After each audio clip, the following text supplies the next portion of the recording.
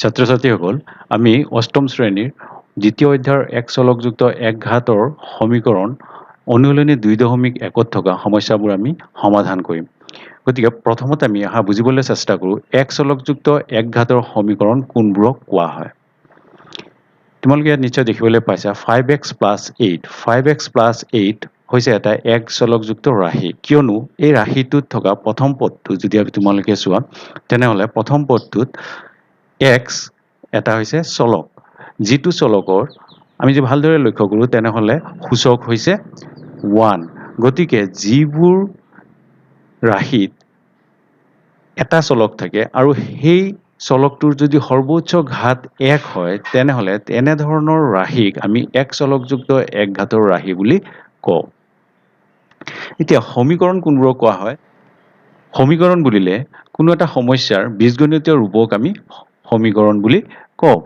গতিকে এক চলকযুক্ত এক ঘাতৰ সমীকৰণৰ এটা উদাহৰণ যদি আমি লওঁ তেনেহ'লে আমি লিখিব পাৰোঁ 5x + 8 = 0 কিয়নো এই সমীকৰণটোত যদি আমি ভালদৰে চাওঁ তেনেহ'লে এই চলক xৰ সৰ্বোচ্চ ঘাত হৈছে 1 সেইবাবে আমি এনেধৰণৰ যিমানবোৰ সমীকৰণ আছে এই এনেধৰণৰ সমীকৰণক আমি এক চলকযুক্ত এক ঘাতৰ সমীকৰণ বুলি ক'ব পাৰোঁ। এই সমীকৰণটোত x হৈছে চলক আৰু ইয়াত থকা ইকুৱেল চিনটোক আমি সমতা বুলি কওঁ। এতিয়া আমি অনুশীলনী 2.1 থকা সমস্যাবোৰ সমাধান কৰিবলৈ চেষ্টা কৰিম আৰু এই সমস্যাবোৰ সমাধান কৰিবলৈ আমি কি নিয়ম মানি চলিব লাগে আমি প্ৰতিটো প্ৰশ্ন সমাধান কৰি যাওঁতে সেই নিয়মবোৰ আমি শিকি গৈ থাকিম। প্ৰথম প্ৰশ্নটো যদি তোমালোকে দেখা 1 4x + 5 = 21 ইয়াত কৈছে প্ৰশ্নত যে সমীকৰণবোৰ সমাধান কৰা। যেতিয়া আমাক কোনো এটা সমীকৰণ সমাধান কৰিব লাগে তেতিয়া সেই সমীকৰণটোত থকা চলকৰ মান আমি নিৰ্ণয় কৰিব লাগে। গতিকে ইয়াত যদি তোমালোকে দেখা তেনেহ'লে দেখিবলৈ পাবা যে x হৈছে এটা ইয়াত চলক গতিকে এই সমীকৰণটোৰ পৰা আমি xৰ মান নিৰ্ণয় কৰিব লাগিব। এতিয়া আমি ইয়াৰ xৰ মান নিৰ্ণয় কৰিবলৈ হ'লে এই সমান চিনৰ সোঁপিনে আৰু বাওঁপিনে থকা এই পদবোৰ আমি ভালদৰে চাব লাগিব আৰু প্ৰথমত ইয়াত আমি এই বাওঁফালৰ যিটো 4x + 5 আছে ইয়াৰ পৰা এটা পদ 5 ইয়াক আমি বাওঁফালৰ পৰা সোঁফাললৈ পক্ষান্তৰ কৰিম। যেতিয়া কোনো এটা সমীকৰণৰ সমান চিনৰ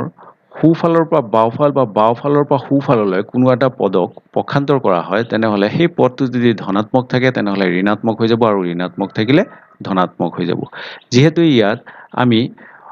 বাওঁপিনৰ পৰা 5ক সোঁপিনলৈ পক্ষান্তৰ কৰিছোঁ সেইকাৰণে ধনাত্মক 5টো ঋণাত্মক হৈ গ'ল এইপিনে সেইবাবে আমি লিখিছোঁ 4x = 21 - 5 এতিয়া ইয়াক আমি লিখিব পাৰোঁ 4x = 16 এতিয়া তোমালোকে বাওঁপিনে যদি দেখা সমীকৰণৰ সমান চিনৰ তেনেহ'লে ইয়াত নিশ্চয় দেখিবলৈ পাইছা 4x আমাৰ যিহেতু xৰ মানহে উলিয়াব লাগে গতিকে আমি কি কৰিম এই 4টোক ইয়াৰ পৰা আঁতৰাব হ'লে আমি দুয়োপিনে সমীকৰণৰ দুয়োপিনে থকা পদ দুটাক আমি 4ৰে হৰণ কৰি দিম সেইবাবে আমি ইয়াত লিখিছোঁ দুয়ো পক্ষ 4ৰে হৰণ কৰি গতিকে x = 16 / 4 হ'ব যিহেতু 4x / 4 = x হ'ব আৰু 16ক আমি যদি 4ৰে ডিভাইড কৰোঁ তেনেহ'লে x = 4 হ'ব। গতিকে এই সমীকৰণটো আমি সমাধান কৰি পাইছোঁ x = 4। এতিয়া আমি 1ৰ 2 নম্বৰটো সমাধান কৰিম। ইয়াত 17y - 3 = 48 এই সমীকৰণটো দিয়া আছে এই সমীকৰণটোৰ পৰা আমাৰ y মান নিৰ্ণয় কৰিব লাগে। সমান চিনৰ বাওঁপিনে যদি দেখা দুটা পদ আছে 17y আৰু আছে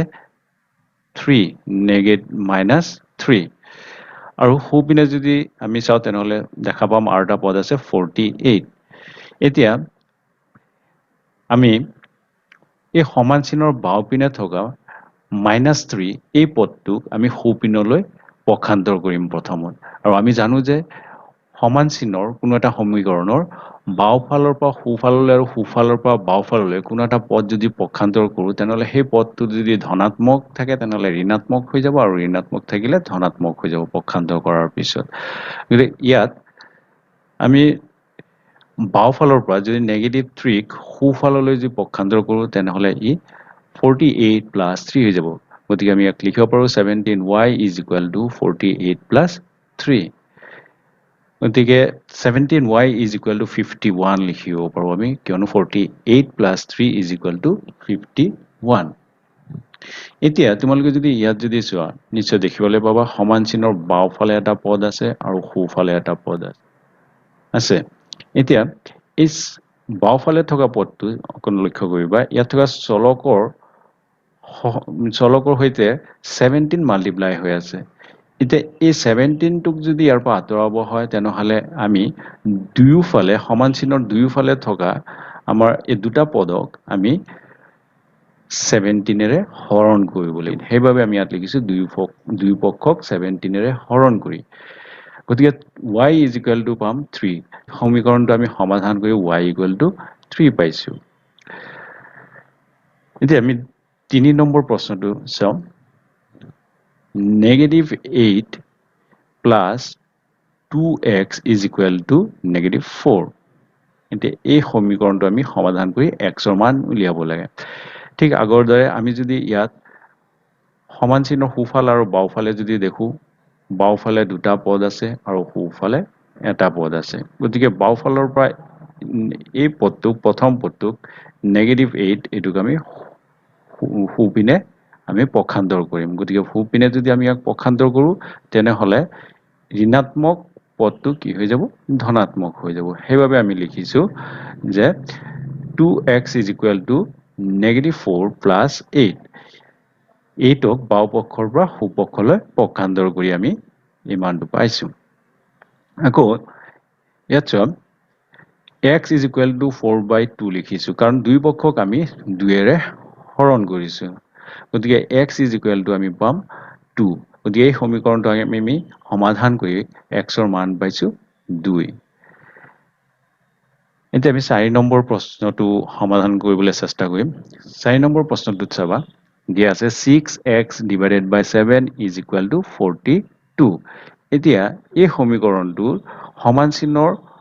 বাওঁপিনে আৰু সোঁপিনে দুটা পদ আছে এতিয়া এই বাওঁপিনে থকা পদটোত চলক x আছে গতিকে আমাৰ এই x ৰ মানটো নিৰ্ণয় কৰিব লাগে চলকৰ সৈতে পূৰণ হৈ থকা পৰিমেয় সংখ্যা 6/7 এই সংখ্যাটোক আমি বাওঁফালৰ পৰা সোঁফাললৈ আমি স্থানান্তৰ কৰিব পাৰিম তো ইয়াক বাওঁফালৰ পৰা সোঁফাললৈ আনিবলৈ কেইবাটাও নিয়ম আছে তাৰ ভিতৰত চাও আমি এটা কি কৰিব পাৰো প্ৰথমতে আমি কৰিছো কি 7 ৰে দুই পক্ষক আমি উভয় পক্ষক আমি 7 ৰে পূৰণ কৰিছো কৰি দিলে তেতিয়া হলে আমি বাওঁফালে পাম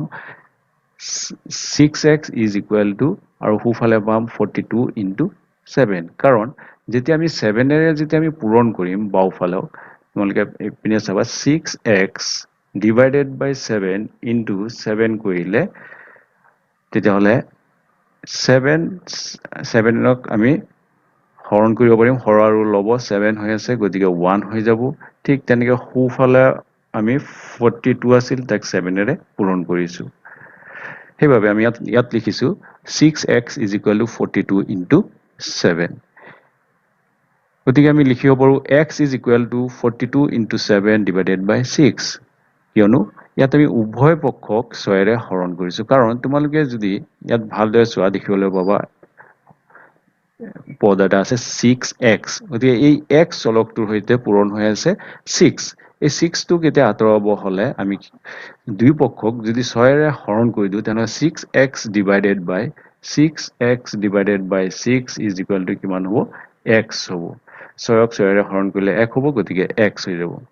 সেইবাবে আমি ইয়াত লিখিছো x is equal to 42 into 7 divided by 6 গতিকে এতিয়া এখিনিক যদি আমি সমাধান কৰো তেনেহলে পাম x is equal to 7 into 7 কিয়নো ইয়াত নিশ্চয় দেখিবলৈ পাইছা 42 লবত আছে আৰু হৰত আছে 6 গতিকে 6 ৰে যদি হৰণ কৰো ইয়াত এবাৰ আৰু ইয়াত হ'ব 6 7 গুণ 42 42 গতিকে ইয়াত আমি 7 লিখিব পাৰো হেবা 7 into 7 গতিকে x ৰ মান 49 গতিকে এই সমস্যাটো আমি সমাধান কৰি x ৰ মান আমি পাইছো 49 এতিয়া আমি 5 নম্বৰ প্ৰশ্নটো লৈ চাও 6y divided by 11 is equal to 54/99 ইয়াতো সমান চিনৰ দুয়োপিনে দুটা পদ আছে গতিকে এতিয়া আমি এই দুইটা পদত এতিয়া চাব লাগিব কোনটো ফালে আমাৰ চলকটো আছে বাওঁপিনৰ যদি পদটো চাওঁ তেনেহ'লে তাত দেখিবলৈ পাইছো যে 6y ডিভাইডেড বাই 11 গতিকে বাওঁপিনৰ পদটোত আমাৰ চলক আছে গতিকে ইয়াত এই বাওঁপিনৰ পদটোৰ পৰা আমি y ৰ মানটো নিৰ্ণয় কৰিব হ'লে এই y ৰ সৈতে পূৰণ হৈ থকা 6 ডিভাইডেড বাই 11ক বাওঁফালৰ পৰা আঁতৰাব লাগিব সো ইয়াত আমি কেনেদৰে কৰিছো এইটো দুই পক্ষক আমি 11 এৰে পূৰণ কৰিছো কৰিলে 11 কেনসেল হৈ যাব তাৰমানে 11ক 11 এৰে হৰণ কৰিলে 1 হ'ব গতিকে 6y is equal to 54 divided মই এইটো সোঁফালে কৰি দেখুৱাই দি আছো 6y divided by সমান চিনৰ বাওঁফালৰ পদটো যদি আমি 11 এৰে পূৰণ কৰো তেনেহলে ইয়াকো হৰ আৰু লব 11 হৈ আছে গতিকে 11 এ হৰণ কৰিলে 1 গতিকে this is equal to 6y এইটো ইয়াৰ মানটো 6y সমান হ'ব সেইভাবে আমি লিখিছো 6y is equal to 54 divided by 99 ইয়াৰ উপৰিও ইয়াত আৰু এটা আমি পদ্ধতি ব্যৱহাৰ কৰিব পাৰো যে বজ্ৰগুণন পদ্ধতিটো আমি আলোচনা কৰিম পিছলৈ গৈ a divided by b is equal to c divided by যদি d হয় তেনেহলে ইয়াত তোমালোকে লক্ষ্য কৰিবা সমান চিনটোৰ সোঁপিনে আৰু বাওঁপিনে এটা এটা পদ আছে যদি থাকে তেনেহলে ইয়াৰ আমি a টোক যদি সোঁপিনে লৈ যাওঁ তেনেহলে ইয়াত বাওঁফালৰ পদটো এটো লব হৈ আছে গতিকে সোঁফালে আহি হৰৰ সৈতে পূৰণ হৈ যাব আৰু ঠিক তেনেকে ডি টোক যদি আমি সোঁফালটোৰ পৰা বাওঁফাললৈ যদি স্থানান্তৰ কৰো তেনেহলে ই হৰৰ পৰা গৈ এইপিনে থকা লবৰ সৈতে পূৰণ হ'ব ঠিক তেনেকে ইয়াতো একে ঘটনা হ'ব ইয়াক কোৱা হয় বজ্ৰগুণন পদ্ধতি গতিকে এইটোক আমি লিখিব পাৰো a into d is equal to a into d equal to b into c আমি এনেদৰেও লিখিব পাৰো গতিকে ইয়াতো সেই একে পদ্ধতি ব্যৱহাৰ কৰিব পাৰো যে 11 টো যেহেতু এইফালৰ সমান চিনৰ দুইফালে যদি চাওঁ তেনেহলে দুটা পদ আছে গতিকে 11 টো ইয়াত হৰ হৈ আছে গতিকে এইপিনে গুচি গলে 54 লবৰ সৈতে পূৰণ হৈ যাব যদি আমি বজ্ৰগুণন পদ্ধতিৰ সৈতে ইয়াক মিলাই পিনি কৰিবলৈ যাওঁ আচ্ছা গতিকে আমি সময় বিশেষে কেতিয়া বজ্ৰগুণন পদ্ধতি ব্যৱহাৰ কৰিম নাইবা কেতিয়াবা যদি হৰণ কৰি দিলেও হয় বা পূৰণ কৰি দিলেও হয় দুই পক্ষক তেনেকেও আমি কৰিব পাৰো এতিয়া আমি এই সমস্যাটো চাওঁ ইয়াত কেনেদৰে কৰিছো এতিয়া y is equal to 54 divided by 9 into 6 কিয়নো ইয়াত 6 into y হৈ আছিল গতিকে 6 এৰে দুই পক্ষক আমি হৰণ কৰি দিছো উভয় পক্ষক গতিকে 6y divided by 6 হলে y হ'ব আৰু এইপিনে 6 এৰে আমি ডিভাইড কৰিছো আচ্ছা 11 আছিল ইয়াক কিছু লঘিষ্ঠ আকাৰলৈ আনি লৈছো 11 আৰু 99 গতিকে 11 আৰু 99 দুইটাকে আমি 11 এৰে হৰণ কৰিব পাৰো 11 into 1 11 আকৌ 11 into 9 equal to 99 হয় এইভাবে 9 সেইকাৰণে ইয়াত লিখিছো 9 is equal to 54 divided by 9 into 6 এতিয়া এইখিনি যদি আমি সমাধান কৰো তেনেহলে y is equal to আমি পাম 54 divided by 54 আৰু y equal to 1 গতিকে এই সমীকৰণটো সমাধান কৰি আমি y ৰ মান পাইছো 1 এতিয়া নেক্সট প্ৰশ্নটো লৈ যাওঁ 3x is equal to 180 plus 6x এই সমীকৰণটো যদি তোমালোকে ভালদৰে লক্ষ্য কৰা তেনেহলে সমান চিনৰ বাওঁপিনে এটা পদ আৰু সোঁপিনে দুটা পদ আছে এতিয়া বাওঁপিনে 3x আৰু সোঁপিনে দেখিবা 6x আছে মানে সোঁপিনেও এটা একে চলকযুক্ত এটা পদ আছে আৰু বাওঁপিনেও সেই একে চলকযুক্ত পদ আছে এক চলকযুক্ত পদ আছে গতিকে এই দুইটা পদক আমি একেফালে লৈ আহিম সমান চিনৰ এতিয়া ইয়াত আমি 6xক সোঁফালৰ পৰা বাওঁফাললৈ পক্ষান্তৰ কৰিছো সোঁফালে 6x টো ধনাত্মক হৈ আছে গতিকে বাওঁপিনে আহিলে হি ঋণাত্মক হৈ যাব সেইভাবে আমি লিখিছো 3x minus 6x is equal to 180 গতিকে 3x minus 6x is equal to negative 3x হ'ব is equal to 180 এতিয়া আমি দুই পক্ষক হৰণ কৰি দিলে আমি বাওঁপিনে পাম x আৰু সোঁপিনে পাম 180 divided by -3 আৰু ইয়াৰ মানটো হ'বগৈ x is equal to -60 গতিকে এই সমীকৰণটো আমি সমাধান কৰি আমি ইয়াৰ মান পাইছো x is equal to -60 এতিয়া আমি নেক্সট প্ৰশ্নটোলৈ আহো 1 or 7 2x plus 3 is equal to x plus 4 ইয়াতো যদি আমি চাও সমান চিহ্নৰ সোঁফাল আৰু বাওঁফালে দুটা দুটাকে পদ আছে আৰু দুয়োপিনে দুটা পদত যেনেকে বাওঁফালে 2x আৰু সোঁফালে x একে চলকযুক্ত পদ দুটা আছে গতিকে একে চলকযুক্ত পদ দুটাক আমি একেপিনে লৈ আহিম পক্ষান্তৰ কৰি সোঁফালে থকা xক আমি বাওঁফাললৈ পক্ষান্তৰ কৰিছো সেইভাবে লিখিছো 2x minus x যেহেতু এই x সোঁফালে থকা x পদটো এটো ধনাত্মক আছিল সেইভাবে বাওঁফাললৈ পক্ষান্তৰ কৰোতে ই ঋণাত্মক হৈ গৈছে ঠিক সেইদৰে বাওঁপিনে থকা 3ক আমি সোঁফাললৈ পক্ষান্তৰ কৰিছো আৰু ই ধনাত্মক 3 আছিল সেইভাবে সোঁফালে অহাললৈ ঋণাত্মক 3 হৈ গৈছে এতিয়া ইয়াৰ মানটো হ'ব x is equal to 1 কাৰণ 2x minus x is equal to 1 আৰু 4 minus 3 is equal to কিমান হ'ব 1 গতিকে এই সমীকৰণটো আমি সমাধান কৰি x ৰ মান পাইছো x is equal to 1 এতিয়া আমি নেক্সট প্ৰশ্নটোলৈ আহো আকৌ 8 number প্ৰশ্নটোলৈ 2 minus 5x is equal to 3x minus 9 হে আগৰটো দৰে একেই সমান চিহ্নৰ বাওঁফাল আৰু সোঁফালে যদি আমি লক্ষ্য কৰো যেন দুটা পদ আছে যেনে 5x minus 5x আৰু ইপিনে আছে 3x এই দুইটাতে একে চলক আছে গতিকে একে চলকযুক্ত পদবোৰক আমি একেপিনে আনিম সেইভাবে পক্ষান্তৰ কৰিম গতিকে 3xক আমি সোঁফালৰ পৰা বাওঁফাললৈ পক্ষান্তৰ কৰিছো সেইভাবে -3x হৈছে আকৌ ইয়াৰ সমান চিহ্নৰ বাওঁফালৰে থকা 2 ইয়াক আমি সোঁফাললৈ পক্ষান্তৰ কৰিছো সেইভাবে ই পজিটিভ টু নেগেটিভ ইয়াত হৈ গৈছে এতিয়া ইয়াক সমান চিহ্নৰ বাওঁফাল আৰু সোঁফালে যদি আমি সমাধান কৰো তেনেহলে পাম 8x কিয়নো 5x minus 5x minus 3x is equal to negative 8x হ'ব ঠিক সেইদৰে negative 9 minus 2 is equal to negative 11 হ'ব এতিয়া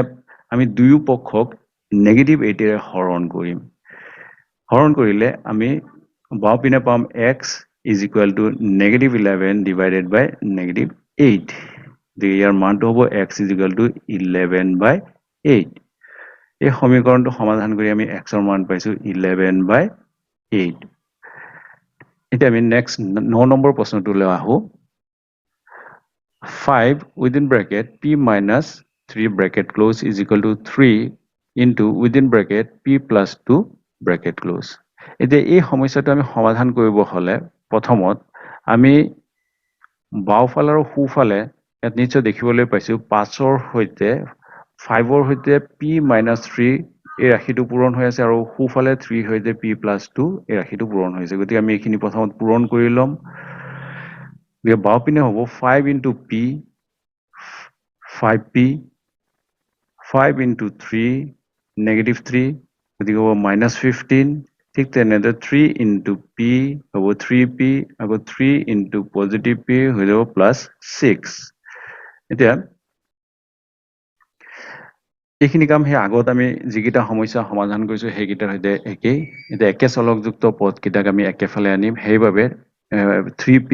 সোঁফালৰ পৰা বাওঁফাললৈ পক্ষান্তৰ কৰিছো আৰু 15ক -15ক বাওঁপিনৰ পৰা সোঁপিনলৈ পক্ষান্তৰ কৰিছো সেইভাবে ইয়াত হৈছে 5p minus 3p is equal to 6 plus 15 গতিকে 2p is equal to 21 হ'ব গতিকে p ৰ মান হৈ যাব 21 divided by 2 গতিকে নিৰ্ণয় সমাধানটো হ'ল p equal to 21 divided by 2 এতিয়া আমি 10 নম্বৰ প্ৰশ্নটো আমি চাও 10 নম্বৰ প্ৰশ্নটোত আছে 3 divided by 4y is equal to -9 এতিয়া ইয়াত সমান চিহ্নৰ বাওঁপিনৰ সোঁপিনে এটা এটা পদে আছে গতিকে ইয়াত আমি দুই পক্ষক 4y দি আমি পূৰণ কৰি দিলে বাওঁপিনে পাম 3 divided by 4 কিয়নো 3 divided by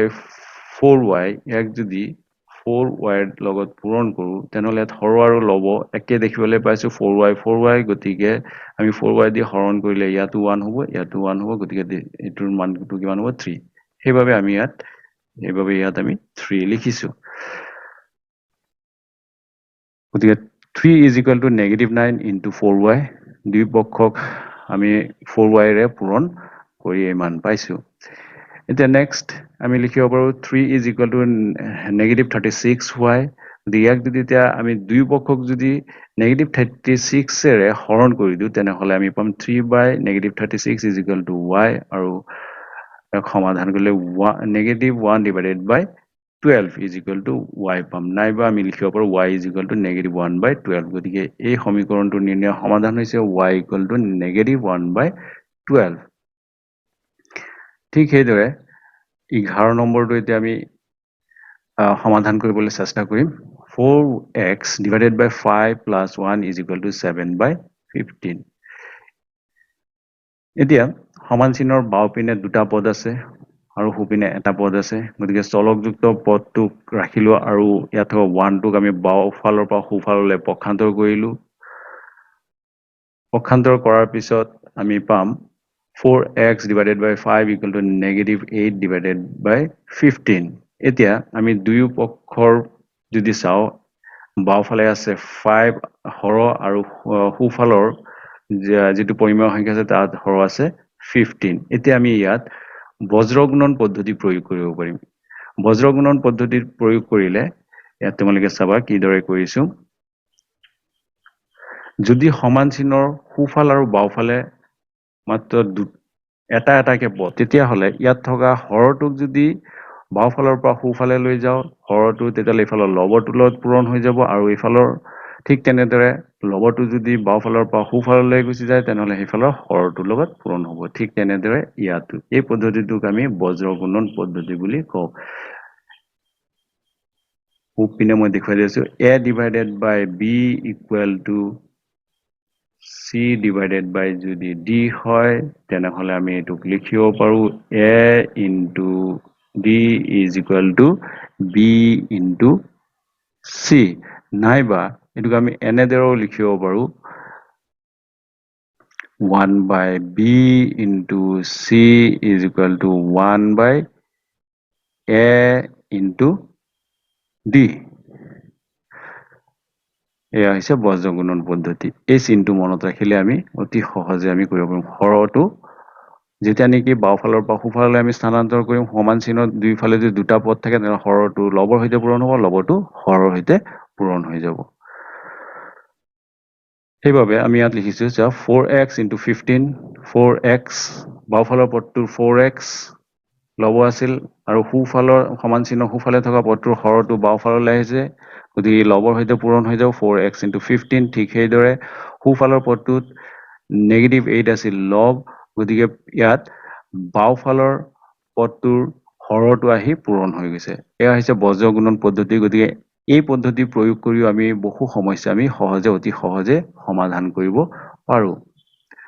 গতিকে এইখিনিক আমি লিখিব পাৰিম 60x is equal to 40 এটা দুই পক্ষক আমি 60 ৰে হৰণ কৰি দিও গতিকে x equal to -40 by 60 পাম গতিকে ইয়াক সমাধান কৰিলে আমি পাম -2 divided by 3 পাম গতিকে ইয়াত 40 আছে আৰু 60 আছে যদি আমি হৰণ কৰো ৰিডিউস কৰো তেনেহলে এটো যাব 3 বাৰ আৰু এটো যাব 2 বাৰ 20 ৰে যদি হৰণ কৰো দুইটা 20 3 গুণ 60 20 2 গুণ 40 সেইভাবে x equal to -2 by 3 গতিকে এই সমস্যাটো আমি সমাধান কৰি x ৰ মান পাইছো -2 by 3 প্ৰায় আটাইকেইটা প্ৰশ্ন আমি কৰি পেলাইছো ইয়াৰ সমাধান কৰি পেলাইছো 12 নম্বৰ প্ৰশ্নটো তোমালোকে নিজে কৰিবলৈ চেষ্টা কৰিবা আৰু ইয়াত আমি আগৰ যিকিটা প্ৰশ্ন আমি যিকিটা কৰিলো প্ৰায় আটাইকেইটা কৰিলো ইয়াত যি নিয়ম ব্যৱহাৰ কৰিছিলো সেই নিয়ম কেইটা যিকিটা আমাৰ সুবিধাজনক হয় সেই নিয়মবোৰ আমি ইয়াত ব্যৱহাৰ কৰি এই প্ৰশ্নটো 12 নম্বৰ প্ৰশ্নটো তোমালোকে নিজে সমাধান কৰিবলৈ চেষ্টা কৰিবা।